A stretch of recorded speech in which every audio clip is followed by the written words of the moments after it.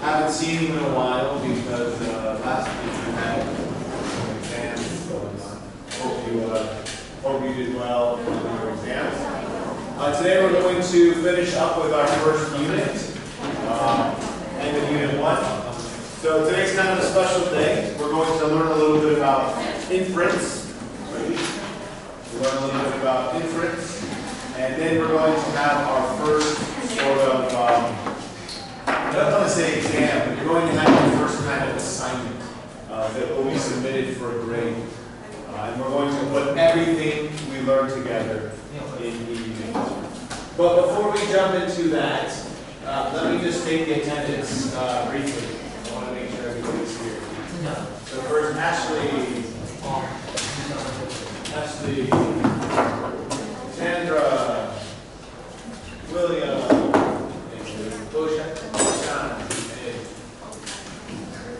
Dan, Gloria, Hannah, Carol,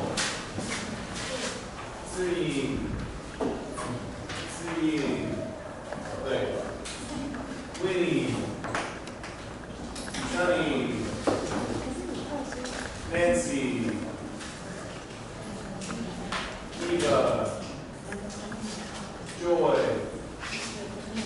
Max, Ted, Jane, Patty is coming later, she already told me. Iris, okay. George, Myra, Chris,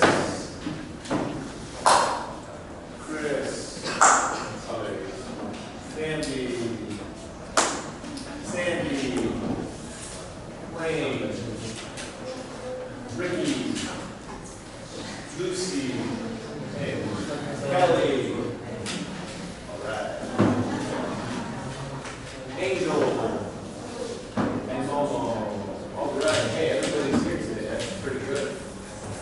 We had a few people missing last time, so glad you're all back. Remember that attendance is a part of your final grade. Okay, so today we're going to learn a little bit about inference. We're going to finish our unit, our first unit, and then we're going to put everything together for a task. So, let's briefly review what we talked about last time, because you had a week break from the exam, so I'm afraid that we've forgotten. Well, which one? I'm afraid we've forgotten a lot of what we learned about. So, last time we met, we talked about the stages of plot. This is also called Story Mountain, or Plot Mountain, or maybe you've heard the story pyramid. It has a lot of different names. Right? And there are 5 steps, or 5 stages on Story Mountain. Remember we talked about exposition. Think of exposition as background information. Who are the characters? Where are we in the story? When are we in the story? Time, place, characters. That's our background information. Then we have the rising action. Remember that every story has conflict. Inside conflict, internal conflict, or outside conflict, external conflict. And the rising action is where we start to develop that conflict.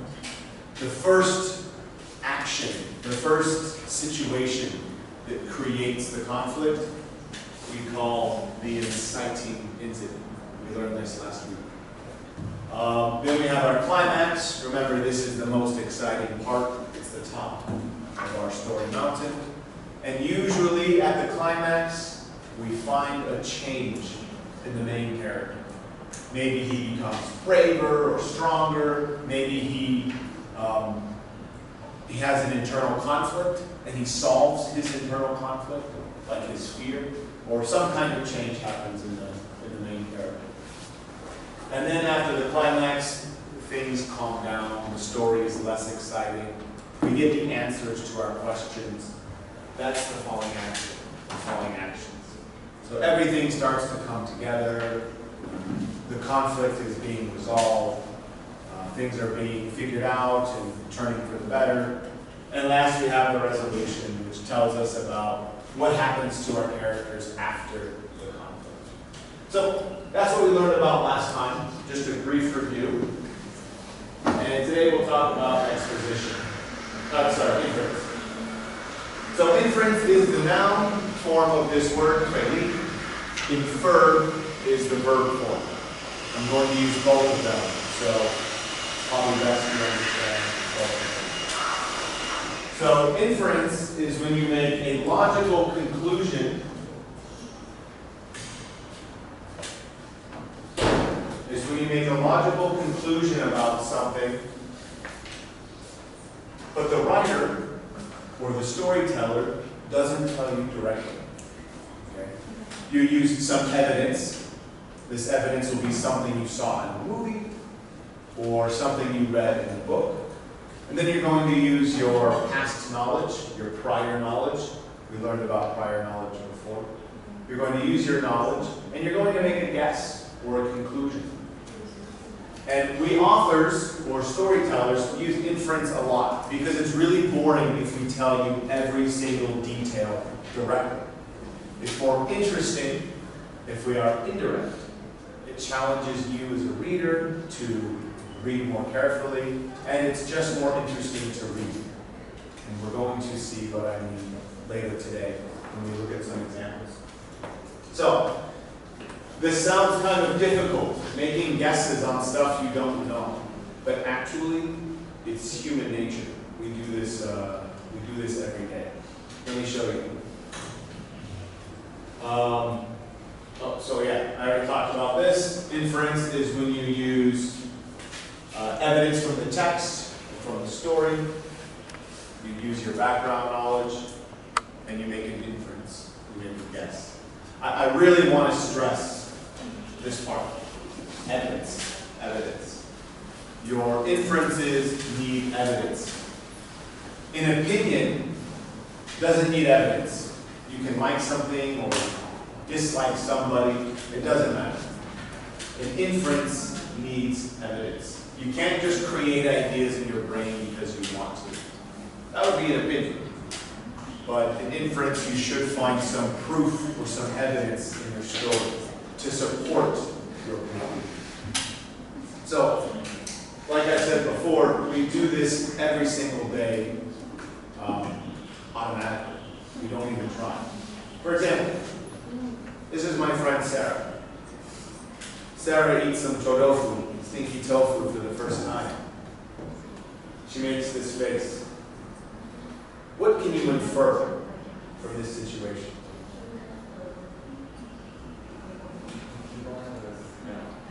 Yeah, she don't like the smell, or maybe she doesn't like the taste because she tried it. Yeah, did I tell you that? I didn't tell you that. But you know, tofu has a strong smell, and we know from past experiences, when people make faces like this, they're not comfortable or they don't like it. Have you ever said, "Oh, this hot pot, so good"?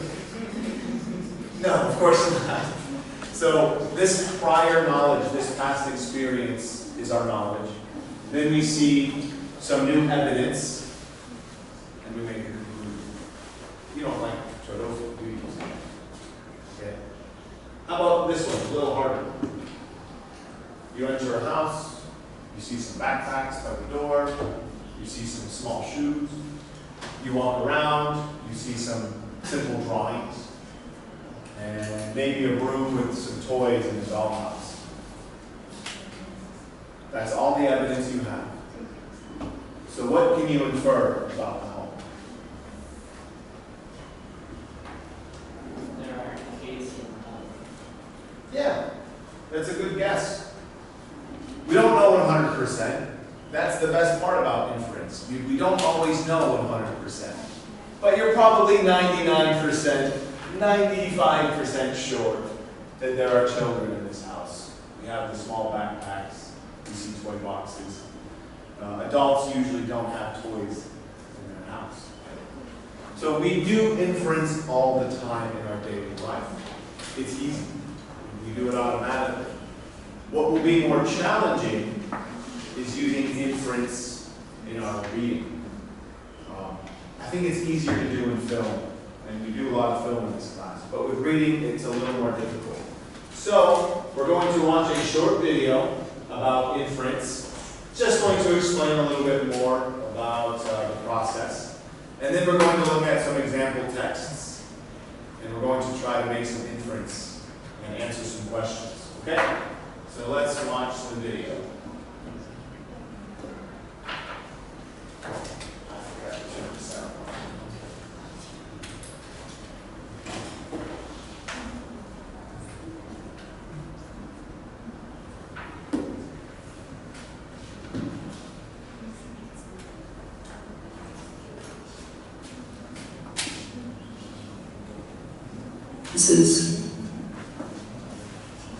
We make inferences every day. For example, you might see balloons tied to the fence of a house and hear the sound of excited children and infer that there is a birthday party going on. Or you might notice your dog whimpering and sitting by the door and infer that it wants to go outside. When we use clues to make an educated guess, we're inferring. Let's practice our inferring skills using this picture. What can you see? Some of these might be clues that could be used to make inferences. I can see the woman's eating popcorn. There's a TV remote in her hand, and I notice that she is laying on the couch and laughing.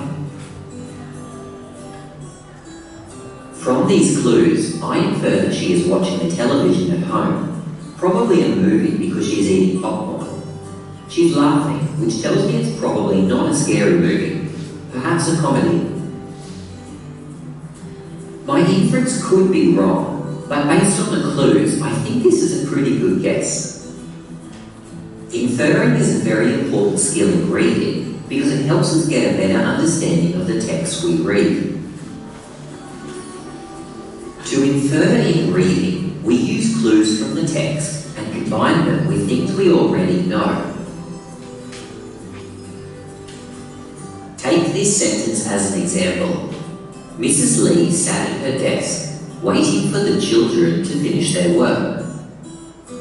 Look at these clues. She's sitting at a desk, and she's waiting for children to finish their work. Even though the author doesn't tell me directly, I can infer that Mrs. Lee is a teacher. Okay, so this is a very simple example. One sentence, and it doesn't tell us directly, but just a few little clues, and you can make a good guess or a good conclusion that Mrs. Lee is a teacher. Are you 100% correct? Maybe not. Inference isn't like math or science. It is a bit of guessing. But you're probably right. Now we'll read through a short passage of text and try to answer some questions that require us to make inferences. Follow along as I read. Tina noticed everyone was already in their seats. It took a moment, but eventually her eyes adjusted to the darkness, and she found what she was looking for. Guided by the strip of lights on either side of the aisle, she began making her way towards the back. "Excuse me," she whispered as she stepped carefully between the row of seats. "Where have you been?" Martha whispered. Tina held up a large soft drink with 2 straws. Martha smiled. Now for the first question. Where are they? So, take a look before the video tells us. Where do you think they might be? Does anyone have a guess or inference?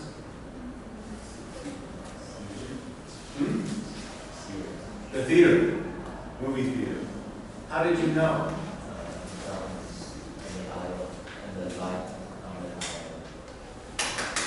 Bravo, very good. So people are in their seats. So maybe a classroom, maybe a movie theater, maybe some place where people are going to be sitting down, lots of people. Maybe a wedding. Okay, let's keep reading. It's dark. Okay, classrooms usually aren't dark. Weddings usually aren't dark. Okay, maybe movie theater. And then it says, guided by strips of light. That's like a string of light. Light, in a straight line. On either side of the aisle. An aisle is the walk path between seats. For example, this is an aisle right here. I'm walking between your seats. This is another aisle. So, very good guess, very good inference. Probably at a movie theater, right? So the author is able to tell a story and give you the setting. Remember, setting. It tells us the setting without saying it directly. The author hasn't told us directly, but has left clues. Can you find any to help answer the question? Here are some clues I found. Everyone in their seats. Darkness. Lights on the aisle. Soft drink. From these clues, I can infer they're in a movie theatre. A soft drink is like a soda, cola, Coke, straight tea, Sprite, these things. The second question. Why did Martha smile? Anybody want to make an inference? Why did Martha smile? Again, the author doesn't tell us directly, but there's some clues. Yeah, she wants to share her drink. How do we know it? Yeah. Straws in Chinese, xiguang, 2 straws. Okay, we know people don't drink one drink for one person with 2 straws, right? We know that from prior knowledge. That people use 1 straw, 1 person. So clearly, she's going to share the soft drink.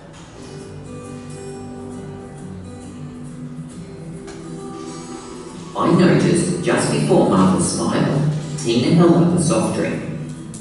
The author made a point of telling us there were 2 straws. I infer that Martha was pleased that Tina had bought a soft drink to share. Let's try a different text. Follow along as I read. Just going back for a moment, just to emphasize the point. Reading in this way, indirectly, is more interesting. Imagine if the author had just said, Tina is a girl, Martha is a girl. They sat in a movie theater. Martha went and got a drink. Martha gave some to Tina. It's just so direct, and so boring, and so uninteresting to read. So a good author is going to give you all the clues, but not tell you directly. Finding the direct answer is up to you as a reader.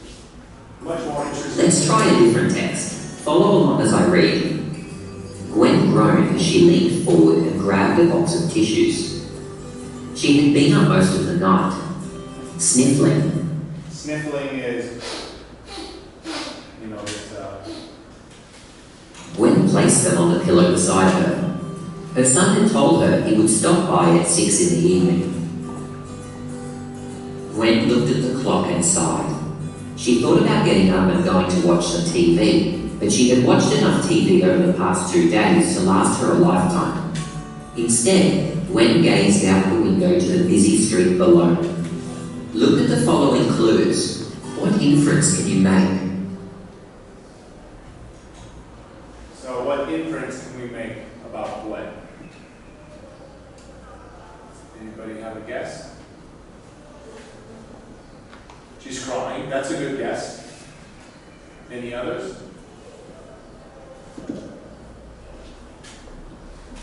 So tissues, people use when they're crying. Sniffling, could be crying.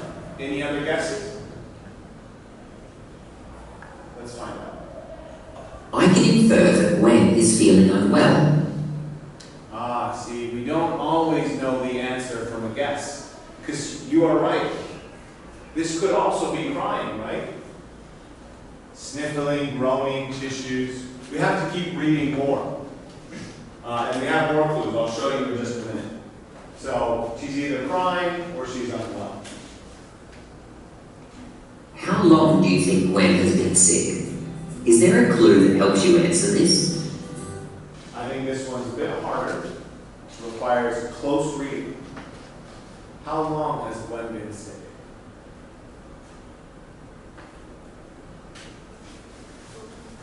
Two days. Good. How do we know?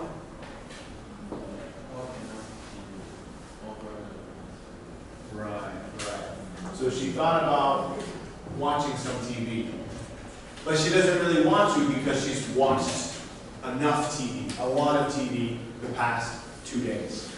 Why 2 days has she watched a lot of TV? Well, probably she's been sick for 2 days. And when you're sick, you stay home, you lay in bed, you watch TV a lot, right? Good. I noticed this clue. It says she has watched a lot of TV over the past 2 days. I infer that she has been sick for a couple of days. Okay, last question. Last question. Where does Gwen live? Any guesses? Any inferences? Good. Gwen gazed out the window to the busy street below.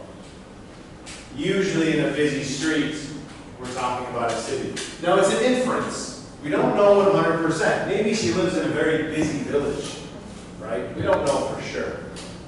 But we're making a pretty good guess. And that's what inferences are. It's not 2 + 2 = 4, because that's exact. That's always true.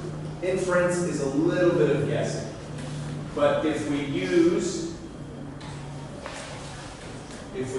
good evidence, and we have lots of knowledge and experience, we can make very good inferences. This is a very, very good skill, and we're going to use this a lot in my class, so we need to learn it. And today we're going to practice it.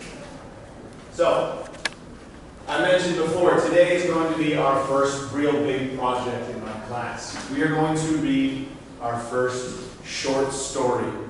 And it's not a short story. For me, it's a short story. For you, it's probably a long story because it's, 1, 2, 3. It's 3 pages. Oh, Tiana. Yeah. So for you, this is probably a long story, but we would consider this a short story. And in this short story, it's called Making Man by Langston Hughes. I'll talk about him a little bit in a minute. And we are going to have several tasks in this short story. We're going to analyze setting, conflict, plot, and we're going to make some inferences. We're putting all of Unit 1 together for kind of a project. But don't worry, you'll be able to work with your group and your teammate, and I'll be there to help you. And we'll put it all together. But I don't want to start that yet. I don't think we're ready to start the story yet. There's a few things I want to do first. Number 1, I want to tell you a little bit more about Langston Hughes, the author. Why? Why do I want to tell you about Langston Hughes? Well, with inference, we should have some background knowledge. So in literature, it's actually very useful to learn a little bit about the author before you read a book or a story. Because oftentimes writers use some personal experiences into their stories. And so if I understand the author a little better, I can make better inferences. I can better understand his story. I can have a deeper connection to his story. So I want to tell you a little bit about Langston Hughes. And I also want to do some vocabulary worksheets before we start reading, so we can learn some words that we're going to see in the short story. So we'll do that first, and then in the next class, period 2, we're going to be doing the reading. Okay? So let me give you some background information. So this is Langston Hughes. 1902 to 1967. He's an American author. And although he was born in Kansas, USA, this is like countryside, lots of farms. But actually he moved to New York City when he was quite young. And New York City is a big influence on his writing. He writes a lot about New York City, about the city life. What's it like to live in the big city? But what's very unique about Langston Hughes, and what made him so popular, is that he doesn't focus on heroes. He doesn't focus on kings and queens. He doesn't focus on the rich and the famous. He focuses on you and me. Just everyday people in New York.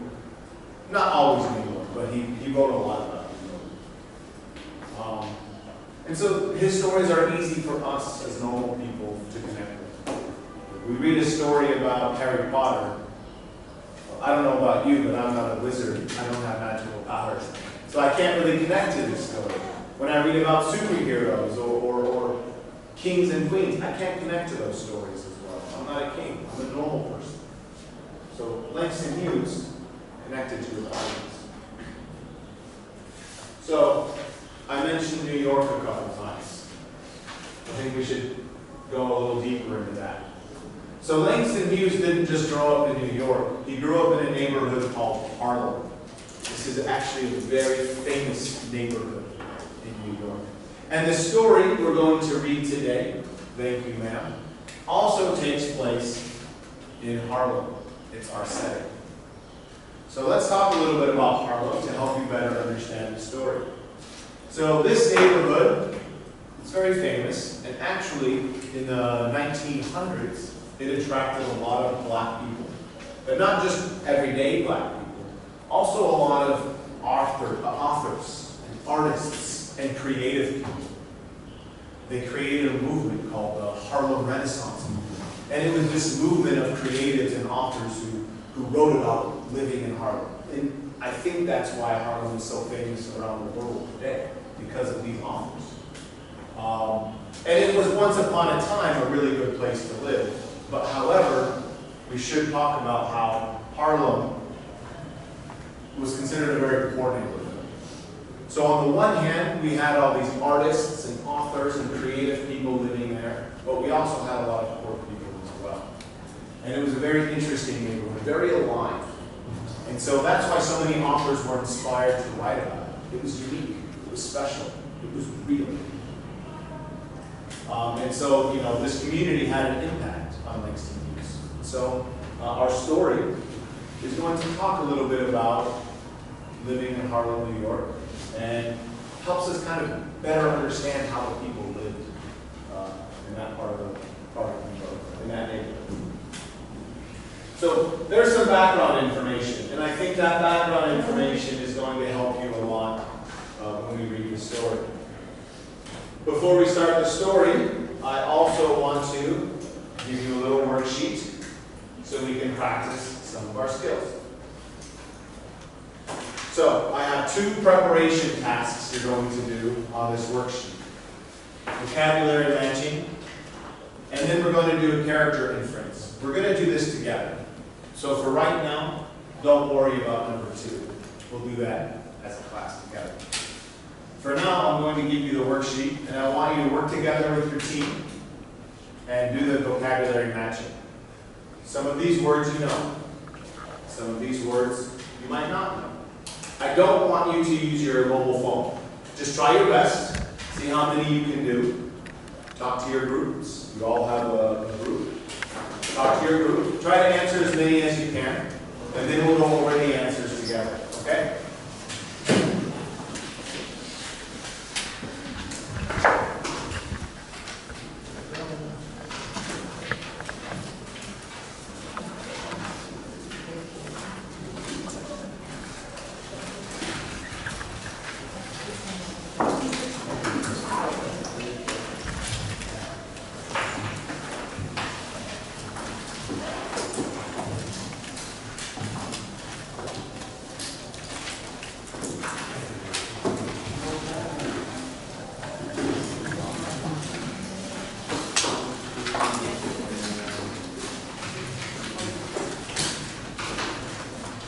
Everybody has one?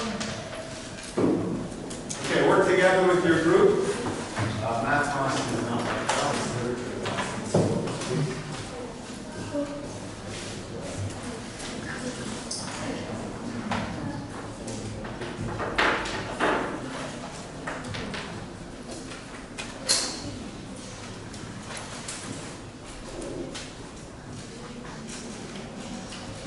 Give you about 5 minutes, okay? 5 minutes.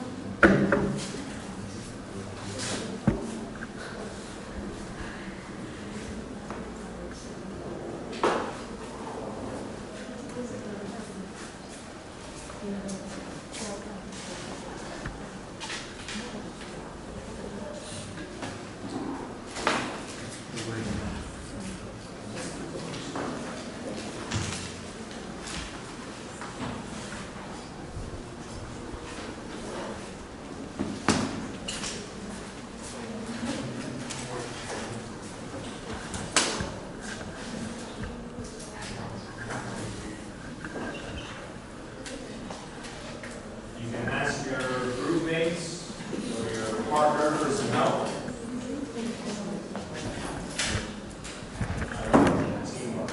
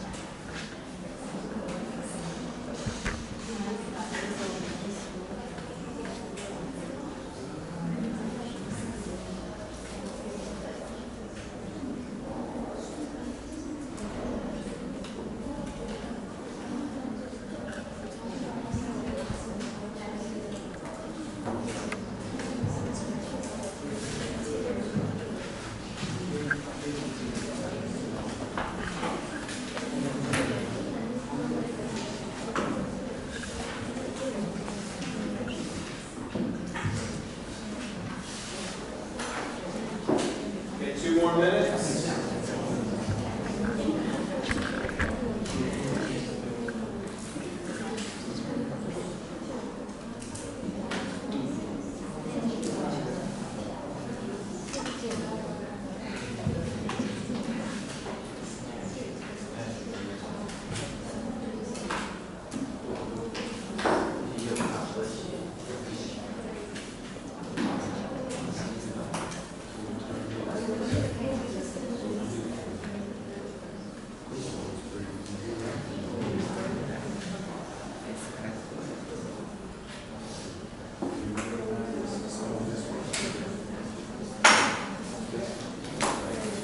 That's a good guess, right? That's a difference.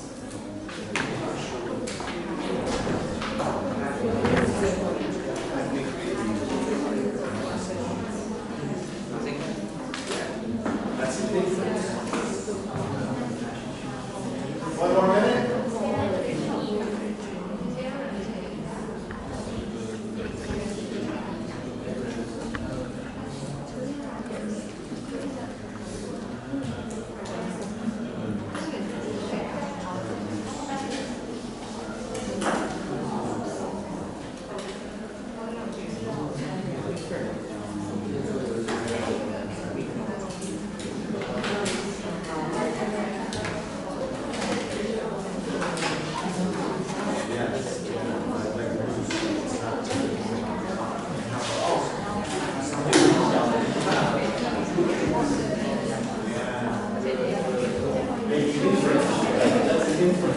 It's just an English language.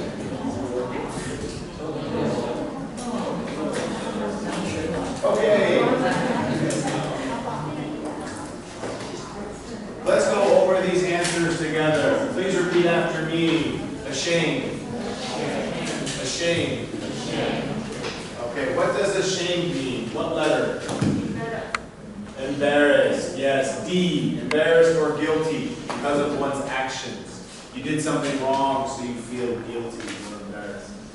Okay, repeat after me. Snatch. Snatch. What letter is snatch? E. Yes. To quickly steal something or to grab something suddenly. Okay, it's like stealing. Please repeat after me. To turn loose. To turn loose. Thank you. What letter? Good. I. To release, or to let something go, or to let someone go. Good. Please repeat after me. Kitchenette. Kitchenette. Not a very common word, but can you tell me what it means? Small kitchen. Yeah, F, a small kitchen. We can use inference. We use inference in language every day. Shema Isa, I don't know what this means, but I see the word kitchen, and I see a small kitchen is one of the answers. I'll make an inference, I'll make a guess, and assume that means kitchen. And this suffix, et, actually means small. So you could probably make a guess if you see et in another word. You might say, oh, et, small, this is a small thing. Okay, please repeat after me. Barren. Barren. What letter for barren? J. Empty and lifeless. Barren we often use for something like environments, like a desert. A desert is barren. It's dry. There's not much life. Repeat after me. Frail. Frail. What's the answer for frail? B. Weak. Fragile. Delicate. Fragile means easily broken. Delicate is like a flower. Also can be break very easily. Please repeat after me. Presentable. Presentable. What's our answer for presentable? A. Clean or smart enough to be seen in public. Public. Present. Something you do in public is you present things. So you can make a guess. You use inference. Okay. Mistrust. Mistrust. What's our answer here? H. To be suspicious of someone. To not trust. Mistrust. Again, we can make a guess here. And if you see mis, this prefix means not. So next time you see misjudge, it means you didn't judge somebody correctly. If you see mistrust, it means you don't trust. Okay, here's an easy one. Comb. Comb. What's our answer? C. Piece of cake, right? That was easy. K. Please repeat after me. Stoop. Stoop. What's the answer? Yeah, I already said it. Okay, keep in mind, I gave you two definitions. Unfortunately, in this story, we see both versions of the word stoop. So this can be confusing. So firstly, stoop can be a verb. And it means to bend your head and shoulders forward like this. Maybe you feel ashamed, so you stoop. Or maybe you just don't stand up straight because you're lazy, so you walk like this. That's stoop. And also, stoop can be a small set of stairs in front of a house. This is very typical in cities. New York City has a lot of stoops. Harlem, the neighborhood we're talking about, a lot of these homes have a little staircase in front of the house. It's like 5 stairs. Not very much. It's called a stoop. Okay, and our last word, please repeat after me. Ma'am. Ma'am. And what's our answer for ma'am? G. Correct. Short for ma'am or Mrs. This is normally how we spell ma'am. But Langston Hughes chooses to spell it like this, ma'am. And the reason he's doing that is, again, he wants to build this world of Harlem for you. Okay, these people have a different accent than my accent. It's very city or urban accent. It's called Ebonics, actually. But anyway, I think it's worth mentioning now, because you're going to see words like ma'am, spelled ma'am, and it might confuse you. In fact, here's something fun. You're going to see some grammar mistakes in the text. He's going to say things like, I were going to the store yesterday. I were going. No, I was going. No, Langston Hughes says, I were going. Because that's how those people were speaking at the time in Harlem, New York. So he's trying to capture the real life. He's trying to show you the real life. Even though it's incorrect to us, it's how these people spoke. So that might confuse you a little bit. Don't be. A good author knows how to tell you a good story and show you the real people. Okay, so that is good for... That's good for the first part. On the second part, there's a character inference. I want to do this together as one last practice before we start the reading. So I'm going to show you a photo. I'm going to give you guys about 1 minute. And I want you to practice this inference. I want you to look at the photo and find one detail. Then use your knowledge. And make a guess, make an inference about what may be true about this character. What may be true about this woman. So, there's my photo. Take a look at her. Give you about 30 seconds. Look at all the details. And find a detail and make a guess about that detail.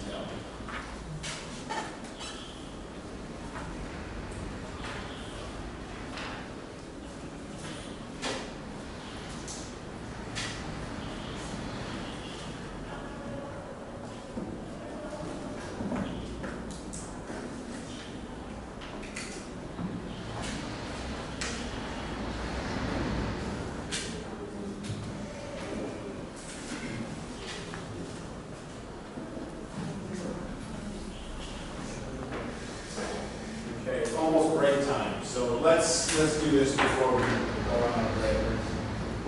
So, any volunteers? Anybody can see a detail and wants to make a guess? How about you, Will? Do you have any guesses? No. No? Too hard? It's too hard. Okay.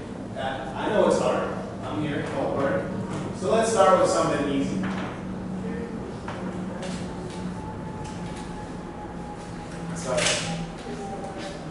She's a regular woman.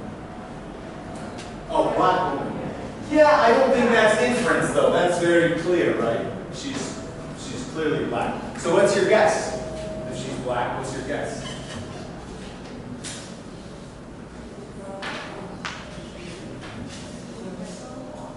We could say this. She's a black woman.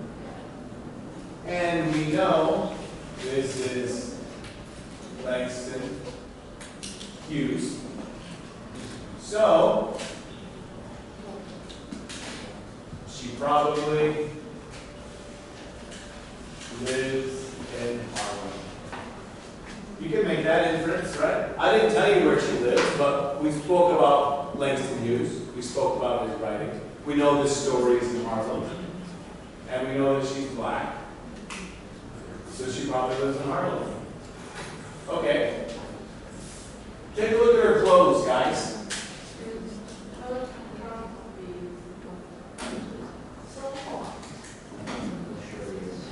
It's luxurious. Yeah. You see her earrings. She has luxurious clothes. So what does that say about her? Is she poor? She's probably rich. Yeah. Okay, we know she's in Harlem, or we think she's in Harlem. We know from before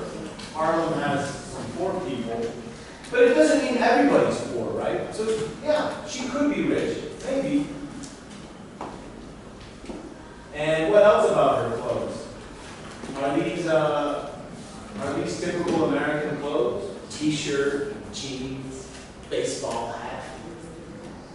No, right. So what kind of inference can we make?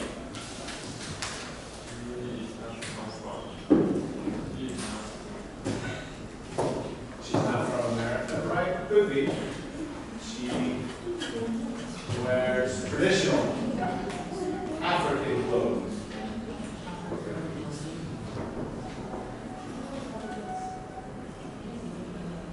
So she comes from Africa? Let's say maybe, because we don't know. Or maybe she's a traditional woman.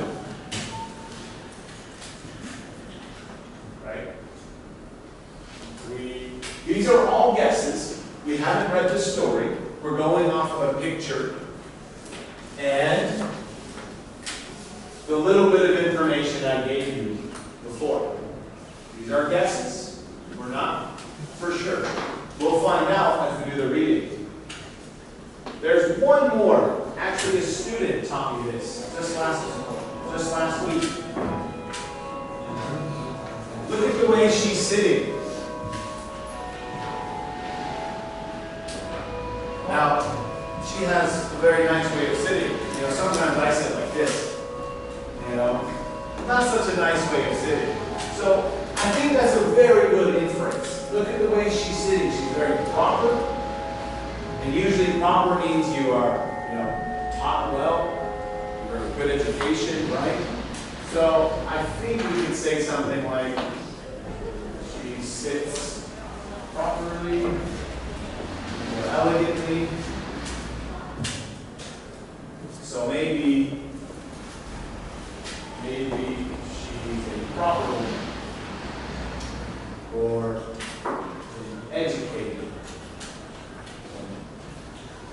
Okay? These are all maybe, probably, maybe. I don't know for sure. But this is an example of how we can use this little box to find a detail and then make an inference. And you're going to do that next class in the reading. Okay? So, it's break time. Go ahead and take a break. And when you come back, we'll start our class. All right? Thank you.